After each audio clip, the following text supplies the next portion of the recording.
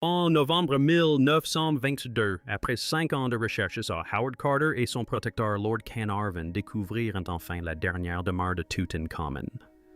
Pendant 300 ans, le visage le plus célèbre de l'histoire vous a menti.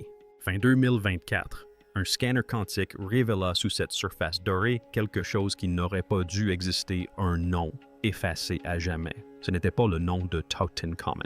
Elle appartenait à une reine disparue sans laisser de traces.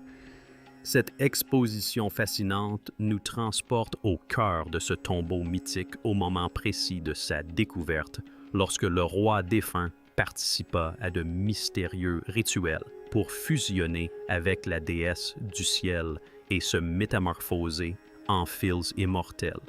Après avoir découvert ce qui s'y cachait, vous ne regarderez plus jamais ce visage de la même façon. La découverte qui a fasciné le monde. Novembre 1922, Vallée des Rois, Égypte. Sous le lit orné de têtes de lion Carter, découvrit ce trône en bois d'ébène. Il aurait servi à Toutankhamon enfant. L'archéologue britannique Howard Carter explore ces collines brûlées depuis 6 ans. Ses fonds s'épuisent. Son mécène, Lord Carnarvon, lui a accordé une dernière saison pour trouver quelque chose, n'importe quoi, faute de quoi l'expédition sera terminée. Sous le second lit, orné d'une déesse à tête de vache, gisait un amas d'étranges vases blancs en forme d'œuf. Ils auraient contenu des aliments destinés au roi lors de son voyage dans le royaume des morts. Puis, le 4 novembre, un jeune garçon portant l'eau trébuche sur une marche de pierre dissimulée sous d'anciens débris.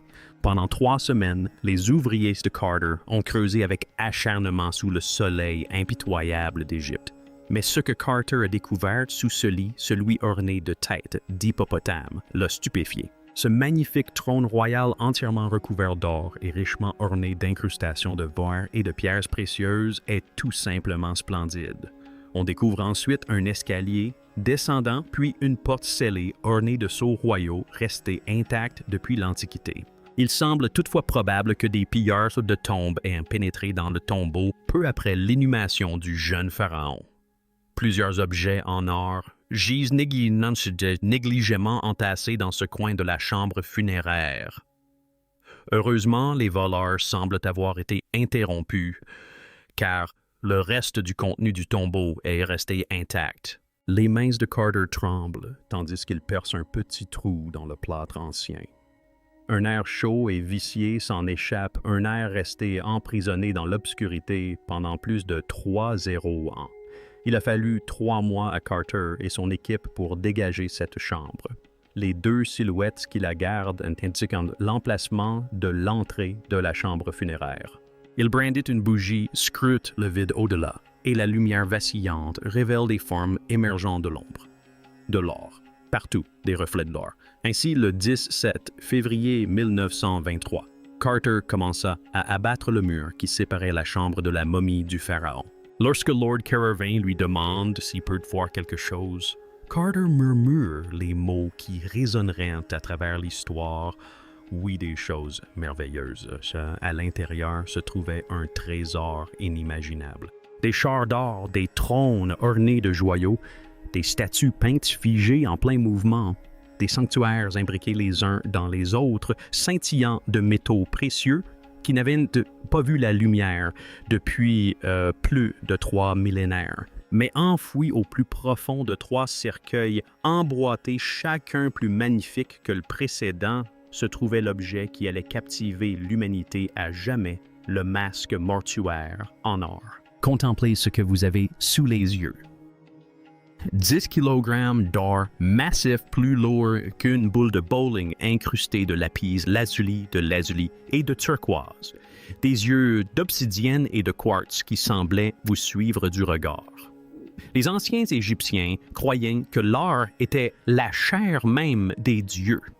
Il ne s'agissait pas d'un simple ornement. C'était une technologie sacrée conçue pour aider l'âme du pharaon à reconnaître son propre corps dans l'au-delà. Sans elle, son esprit errerait perdu pour l'éternité. Au dos des artisans avait gravé une formule tirée du livre des morts, une protection divine pour le voyage dans les ténèbres.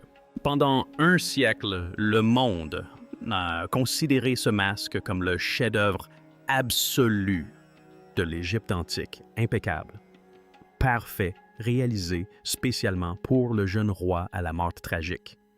Mais presque aussitôt, des experts ont commencé à relever des incohérences, des détails incohérents, des contradictions inexplicables. Le clergé et les artisans chargés de préparer le matériel funéraire n'auraient disposé que de 70 jours. C'est le temps nécessaire pour préparer le corps à l'inhumation et pour créer des objets comme ce masque mortuaire. Les indices n'ont jamais été cachés. Ils étaient là, éclatants, comme de l'or pur. Nous avons simplement refusé de les voir. L'impossibilité des 70 jours. Voici ce que la version officielle veut vous faire croire. Le roi Toutankhamon est mort subitement, probablement des suites d'une infection après s'être fracturé la jambe. Il avait 19 ans. Personne ne s'y attendait. Personne n'était préparé. La loi religieuse égyptienne était absolue. Un pharaon devait être momifié et inhumé en 70 jours exactement.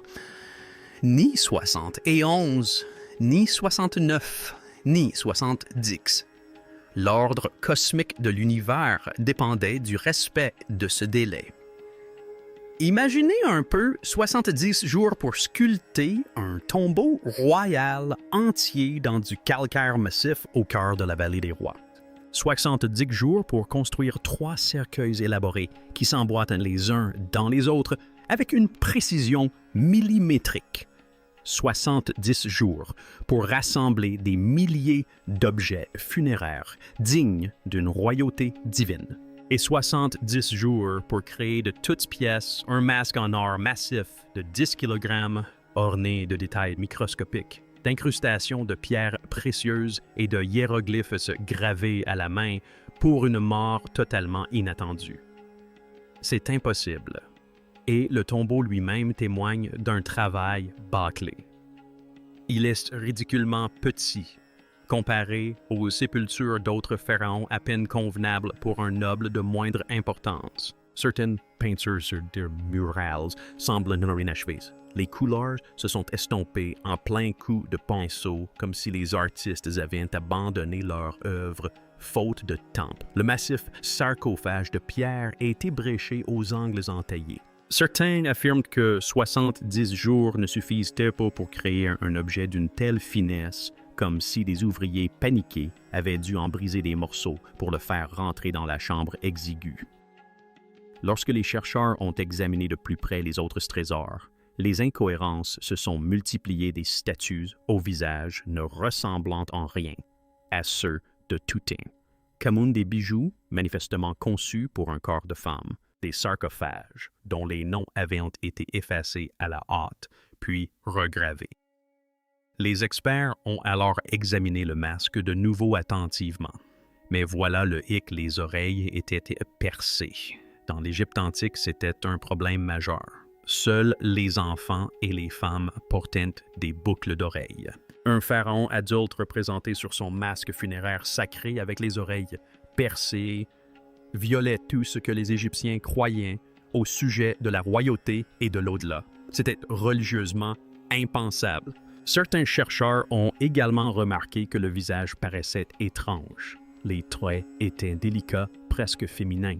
Et l'or sur le visage avait une couleur légèrement différente de celle de la coiffe, une subtile teinte rougeâtre qui n'aurait pas dû exister si tout avait été coulé simultanément à partir du même bain.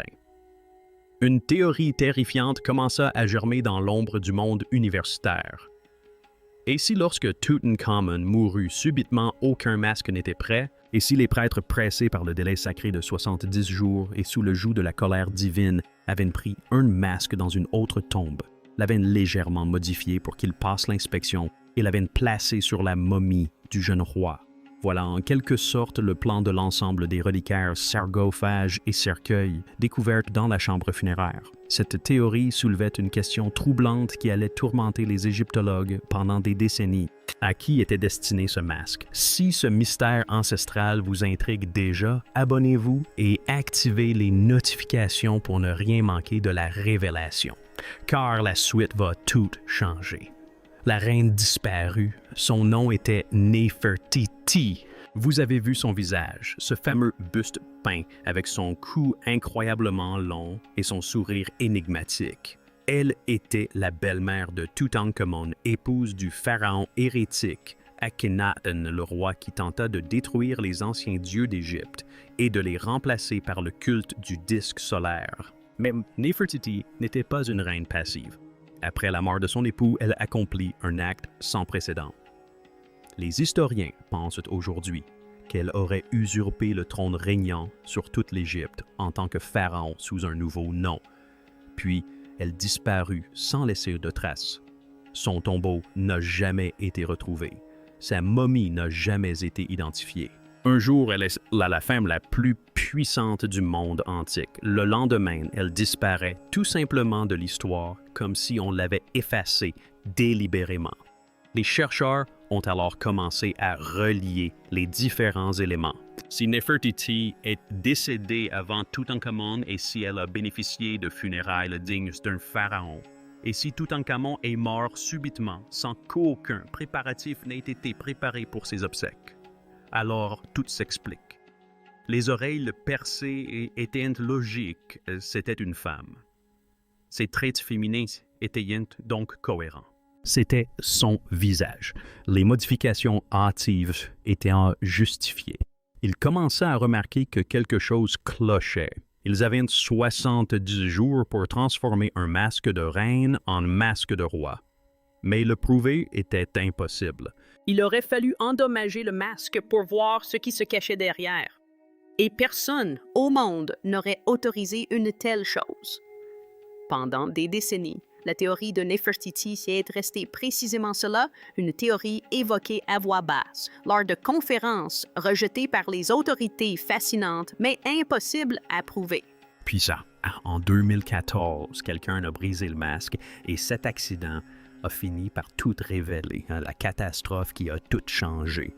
L'histoire a fait la une des journaux internationaux. Lors d'un nettoyage de routine au musée égyptien du Caire, un employé a heurté accidentellement le masque. La longue barbe tressée, symbole sacré de la royauté divine qui y était attachée depuis 300 ans, s'est brisée net. Ce qui s'est passé ensuite était presque pire que la brisure elle-même. Au lieu de faire appel à des restaurateurs experts, le personnel paniqué du musée s'est emparé de la première colle qui lui est tombée sous la main de l'époxy industrielle, du genre de sel qu'on utilise pour réparer la plomberie ou les pare-chocs de voitures. Ils en ont appliqué une grosse quantité sur le menton doré, ont remis la barbe en place et ont espéré que personne ne s'en aperçoive. Tout le monde l'a remarqué. De la colle jaune était visiblement étalée sur la surface de l'artefact sacré. Le plus grand trésor d'Égypte qui avait survécu à 33 siècles de pillage, de tombes de conquête et de révolution avait été endommagé par de la colle bon marché. Comme indiqué ici, le bord supérieur des pieds du couvercle était ébréché par endroits, les rendant trop hauts pour permettre de poser le couvercle du sarcophage. Le gouvernement égyptien a fait appel à une équipe internationale dirigée par Christian Ekman, un restaurateur allemand réputé pour son expertise en travail des métaux anciens. Sa mission était de restaurer correctement le couvercle afin de réparer les dégâts. Mais voilà le hic.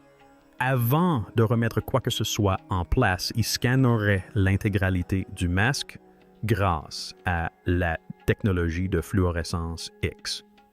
Il pourrait enfin répondre à la question de Néfertiti d'une manière ou d'une autre. Son raisonnement était imparable. Si le visage avait été découpé dans un autre masque et soudé sur celui-ci, le scanner XRF le révélerait compositions d'or, différentes lignes de soudure, signatures chimiques d'altération anciennes. Son équipe a passé des mois à scanner chaque millimètre de la surface du masque. Les résultats semblaient concluants. L'or du visage correspondait à celui de la coiffe. Les hiéroglyphes composant le nom de Toutankhamon ne portaient aucune trace de gravure par-dessus quoi que ce soit d'autre. Les délicates incrustations de verre autour des yeux étaient parfaitement intactes. Et si quelqu'un avait appliqué de la chaleur de soudure à proximité, ce verre se serait brisé instantanément. Affaire classée, La théorie de Nefertiti est abandonnée. Le masque était à 100% de Tutankhamon. L'équipe d'Ekman retira l'époxy, recolla la barbe à la cire d'abeille, comme l'auraient fait les anciens Égyptiens, et le masque fut de nouveau exposé. Les livres d'histoire restèrent inchangés, mais un petit groupe de scientifiques refusa d'accepter ces conclusions. Ils affirmèrent que la technologie d'Ekman présentait une lacune majeure, la sensibilité aux rayons X qui ne permet pas de déterminer la densité. Nous observons ici le cartouche royal du masque de Tutankhamun placé près de l'épaule gauche. Ils peuvent repérer les fissures, les fractures et avec les jointes de soudure. Mais voilà le hic, et si les artisans d'autrefois étaient plus sophistiqués qu'on ne l'imaginait, et s'ils avaient utilisé de l'or du même lot pour boucher les trous d'oreilles percés, et s'ils avaient martelé le nom gravé à la perfection avant d'en graver un nouveau par-dessus, et s'ils avaient collé une face de remplacement avec une telle précision que la jointure ne fasse que quelques atomes d'épaisseur, les rayons X ne permettraient rien de voir. Ils ne peuvent pas retracer l'histoire thermique du métal. Ils ne peuvent faire la différence entre l'or coulé une seule fois et l'or réchauffé, martelé et retravaillé des siècles plus tard. Pour observer ce genre de preuves, il faudrait une technologie totalement différente, quelque chose capable de lire la mémoire stockée au sein même des atomes. En 2024, cette technologie existait et une équipe de scientifiques obtint l'autorisation de l'utiliser. Le scan qui a changé l'histoire. Helena Wurz était physicienne des matériaux à l'Institut Max Planck de Munich. Sa spécialité est l'imagerie par résonance quantique, une technologie si avancée qu'elle est quasiment confinée au laboratoire militaire classifié. Fin 2024, son équipe a reçu l'autorisation du ministère égyptien des Antiquités de procéder à un scan non invasif du masque. Officiellement, il s'agissait d'un exercice d'étalonnage. Ils voulaient prouver que leur équipement fonctionnait sur d'anciens objets en or. Et en effet, on observe des traces suspectes ou inhabituelles, comme cette ligne celle-ci, qui ne peuvent être interprétées si facilement. Ils ne s'attendaient pas à trouver quoi que ce soit qui ait échappé à Ekman. Le scan a eu lieu après la fermeture du Grand Musée égyptien. Les agences de sécurité ont verrouillé les portes. Les équipes de nettoyage sont rentrées chez elles. Seul le bourdonnement des systèmes de climatisation rompait le silence. Le Dr Voss a décrit plus tard le dispositif à ses collègues. Le scanner émettait un son doux, presque musical. Le masque restait immobile sous le faisceau quantique, sa surface dorée captant la faible lueur bleue de l'appareil. Les données défilaient en temps réel sur les écrans d'ordinateurs portables à une vitesse imperceptible à l'œil nu. Pendant des heures, déjà, tout confirmait leurs soupçons. Le scanner s'est ensuite concentré sur le cartouche l'ovale sacré contenant le nom royal de Tutankhamon. Le docteur Ahmed Hassan, égyptologue à l'Université du Caire, présent ce soir-là, raconta que la pièce était plongée dans un silence de mort. Sur l'écran sous les hiéroglyphes gravés qui épelaient Tutankhamun, l'imageur quantique révélait autre chose, un motif de déplacement atomique qui ne devrait pas exister. La preuve que l'or à cet endroit précis avait été martelé, gratté et retravaillé d'une manière unique sur l'ensemble du masque. Le Dr Voss a demandé aux techniciens de relancer le scan. Même résultat. Elle a alors demandé un réétalonnage complet. Même résultat. Le Dr Yuki Tanaka, métallurgiste à l'Université de Kyoto, qui suivait les données à distance, a déclaré être incapable de comprendre ce qu'elle voyait. Étudier un objet aussi emblématique? Oui.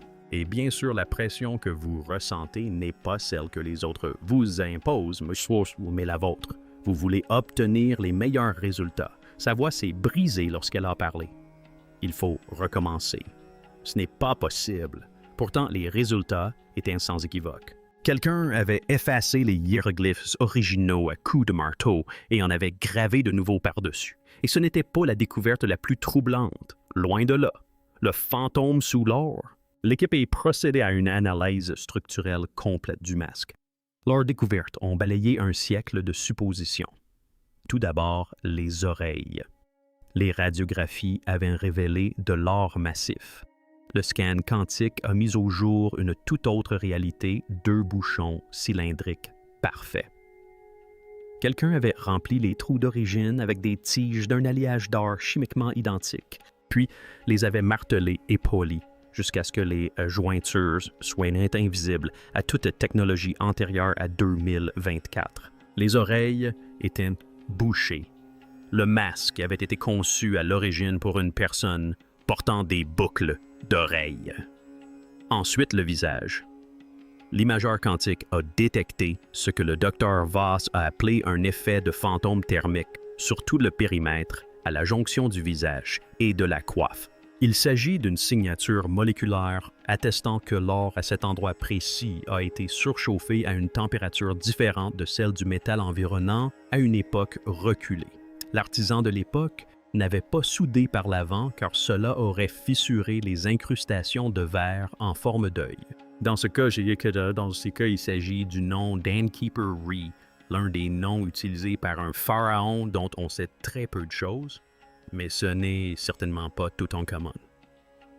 Ils ont plutôt fixé le visage des remplacements par l'arrière en utilisant un chauffage à haute pression qui a laissé la surface visible, impeccable. La cicatrice était invisible au rayon X, mais les atomes et eux avaient gardé la mémoire. Le visage avait été découpé puis remplacé. Un silence pesant s'installa. Le docteur Hassan prit enfin la parole. Il demanda si le scanner pouvait reconstituer ce qui avait été effacé. Le docteur Voss répondit par l'affirmative. En cartographiant les traces microscopiques du martelage original, les impressions fantomatiques de la première inscription, l'ordinateur pouvait reconstituer numériquement ce qui avait été gravé dans cette ore. Elle lança le programme de reconstruction. Cela dura 11 minutes, les 11 minutes les plus longues de leur carrière. Lentement, les hiéroglyphes originaux apparurent à l'écran émergent de 33 siècles de dissimulation délibérée. Symbole après symbole, trait après trait, la vérité renaquit de ses cendres. Le docteur Tanaka, qui observait la scène depuis Kyoto par visioconférence, déclara « Personne ne respirait, personne ne bougeait. Seul le doux ronronnement des processeurs informatiques œuvrant à travers des millénaires de tromperies se faisait entendre. Le nom apparaissait symbole par symbole. Il n'était pas commun. Le nom était Nefer Neferuaten. Le nom de trône que les historiens pensent que Nefertiti a utilisé lorsqu'elle est devenue pharaon. La vérité, sous l'or, le scan quantique, a révélé toute l'histoire. Lorsque le roi Toutankhamon est mort, subitement, aucun masque ne l'attendait. Il est impossible de créer un masque de cette taille sans assembler différentes feuilles d'or. Son puissant successeur, un homme nommé Ai, s'est très probablement approprié le grand tombeau initialement prévu pour Toutankhamon. Les prêtres étaient piégés.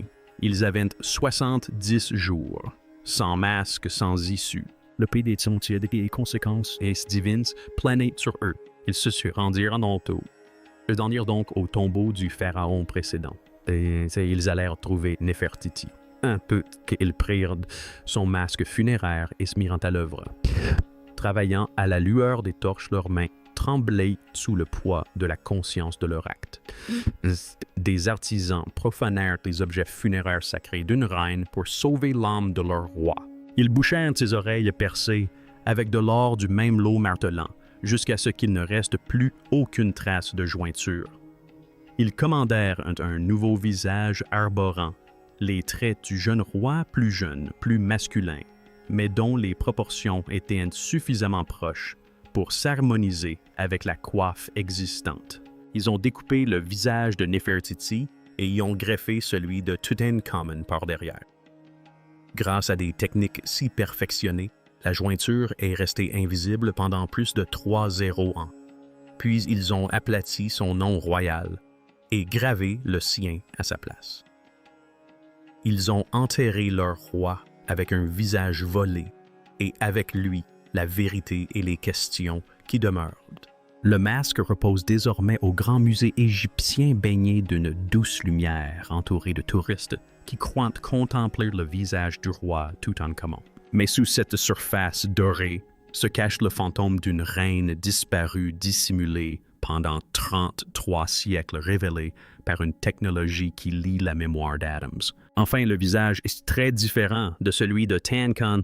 Ses joues sont beaucoup plus larges et sa mâchoire est plus carrée.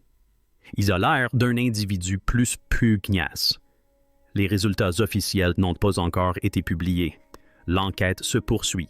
Des carrières universitaires sont en jeu, mais les données existantes et soulèvent des questions qui ne resteront pas sans réponse. Si le masque a été volé dans le tombeau de Nefertiti, qu'est-ce qui, dans cette chambre funéraire, n'appartient pas à Toutankhamon? Combien de ces célèbres trésors ont été dérobés dans d'autres tombeaux royaux lors de cette même ruée désespérée de 70 jours?